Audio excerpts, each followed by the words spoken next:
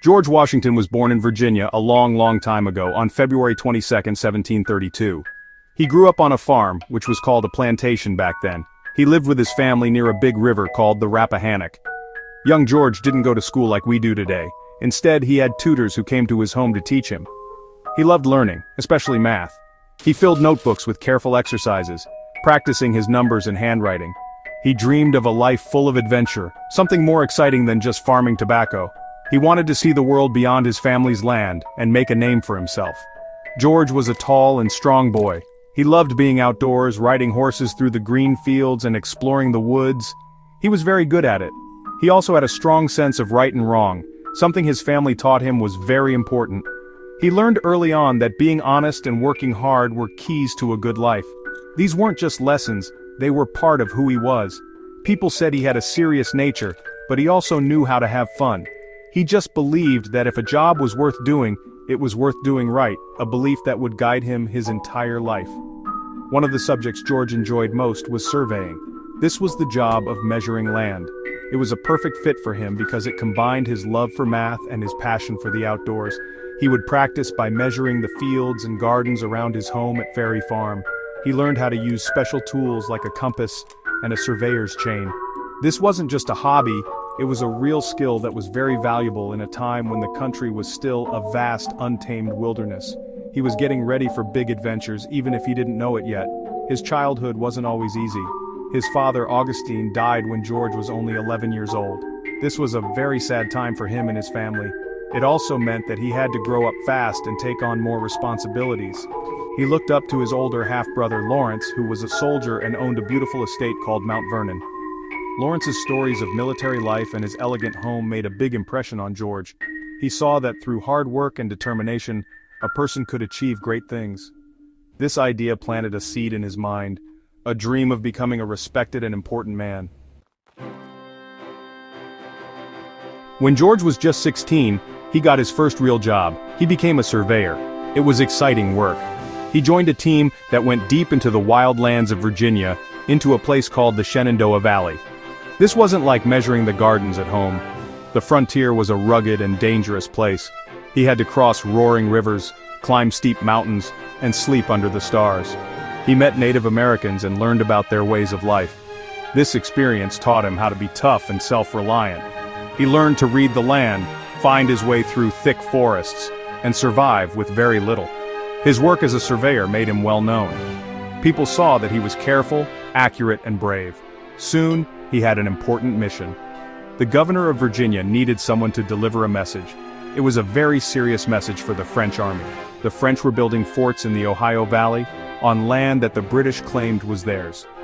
George, who was now a major in the Virginia militia, had to travel hundreds of miles in the dead of winter to tell them to leave.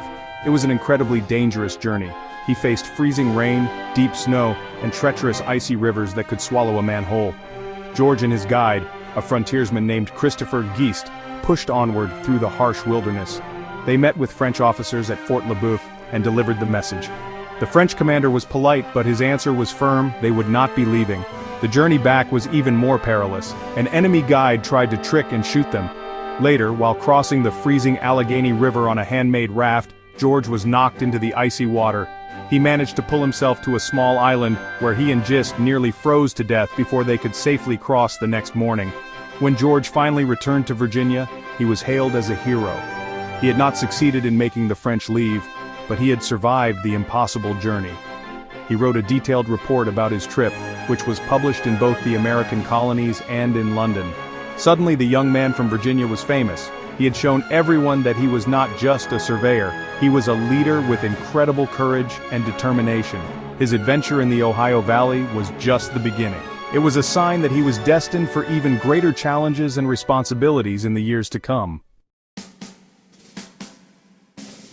The French and Indian War began soon after George's mission. He was now a lieutenant colonel and was sent back to the Ohio Valley.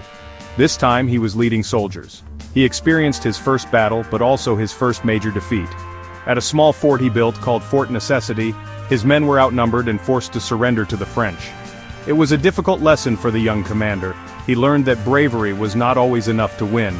War was complicated, and strategy and supplies were just as important as courage. he never forgot the sting of that defeat. Despite the setback, Washington's reputation for bravery grew. He later served as an aide to the British General Edward Braddock. During a disastrous battle known as the Battle of the Monongahela, Braddock's army was ambushed by French and Native American forces. The British soldiers, not used to fighting in the forest, panicked. General Braddock was killed, but Washington stayed calm in the chaos. He rode back and forth across the battlefield, delivering orders and rallying the terrified soldiers. 2 horses were shot out from under him, and his coat was pierced by 4 bullets, but he was unharmed. After the war, George returned to Virginia. He married a kind and wealthy widow named Martha Dandridge Custis.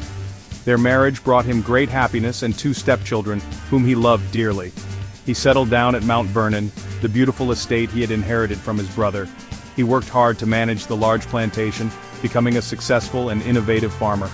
But his life was not just about farming. He was also elected to Virginia's colonial government, the House of Burgesses. It was there that he first began to speak out against what he saw as unfair British laws. The British government began passing new taxes on the American colonies. One was the Stamp Act, which put a tax on paper goods. Another was a tax on tea. Washington and many other colonists believed these taxes were unjust because they had no representatives in the British Parliament to vote on them. This was taxation without representation. At first he hoped for a peaceful solution, but as Britain passed more and more laws that took away the colonists' freedoms, Washington's quiet disapproval grew into a firm resolve. He believed that the colonies had to stand up for their rights, even if it meant conflict with their powerful mother country. When the American Revolution began, the leaders of the colonies needed a commander for their new Continental Army. They chose George Washington. It was a huge responsibility. The American army was a small, untrained group of farmers and merchants. They were going to fight the British, who, honestly, had the most powerful army and navy in the world. Washington knew it would be a long and difficult struggle. He faced many dark days and defeats. His army was often short on food, clothing, and weapons, yet he never gave up hope. His leadership held the fragile army together. One of the army's lowest points came in the winter of 1776. The soldiers were cold, hungry, and losing hope. Many had left to go home. Washington knew he had to do something bold. On a freezing Christmas night, he led his troops on a secret mission. They crossed the icy Delaware River in small boats to surprise a group of enemy soldiers stationed in Trenton, New Jersey. The attack was a stunning success. This victory was a turning point. It gave the American soldiers a much-needed boost of confidence and showed everyone that the Continental Army could win. The winter at Valley Forge in 1777 to 1778 was another terrible test of survival. The army camped in a cold, windy valley. Thousands of soldiers suffered from hunger, freezing temperatures, and disease. They lived in crude log huts and many didn't even have proper shoes or blankets. It was a time of immense hardship, yet it was also a time of transformation. A Prussian military officer named Baron von Steuben arrived at the camp. He didn't speak much English, but he knew how to train soldiers. He drilled the men relentlessly, teaching them how to march, use their bayonets, and fight as a unified force. Thanks to Washington's unwavering leadership and von Steuben's expert training, the army that marched out of Valley Forge in the spring was a new force. They were tougher, more disciplined, and more professional. They were no longer a ragtag militia. They were a true army, ready to face the British on the battlefield. The long, cold winter had forged them into something stronger.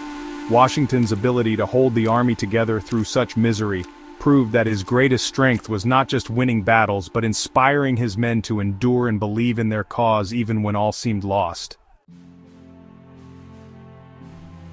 The final major battle of the war took place at Yorktown, Virginia in 1781. Washington, with the help of the French army and navy, devised a brilliant plan. He tricked the British into thinking he was going to attack New York City. Instead, he secretly marched his army hundreds of miles south to Virginia. There, he surrounded the main British army, led by General Cornwallis. The French fleet blocked the British Navy from escaping by sea. Trapped and outnumbered, Cornwallis had no choice but to surrender. The victory at Yorktown effectively won the war and secured American independence. After the war, the new country needed a leader. The United States of America was formed, and the people unanimously elected George Washington as their first president. He took the oath of office in 1789 in New York City, the nation's first capital. He knew that everything he did would set an example for future presidents. He had to build a government from scratch. He created the first presidential cabinet, established the nation's finances, and guided the country through its difficult early years. He was the steady hand that the young nation desperately needed. Many people wanted Washington to be president for life, like a king, but Washington believed in a government of the people. He did not want one person to have too much power. After serving 2 terms, a total of 8 years, he made a very important decision. He chose to step down and return to his life as a private citizen at Mount Vernon. This act was revolutionary. It showed the world that in a democracy, leaders serve the people and then return to being one of them. He proved that the country was more important than any single person. Washington spent his final years peacefully at his beloved Mount Vernon, enjoying his family and managing his farm. He passed away in 1799. The news of his death brought great sadness to the entire nation. People called him the father of his country. He was more than just a general or a president. He was the man who had guided the nation from a dream of freedom to a real and lasting republic. His legacy is one of courage, integrity, and selfless service. He remains a powerful symbol of leadership, a leader who put his country's well-being above all else.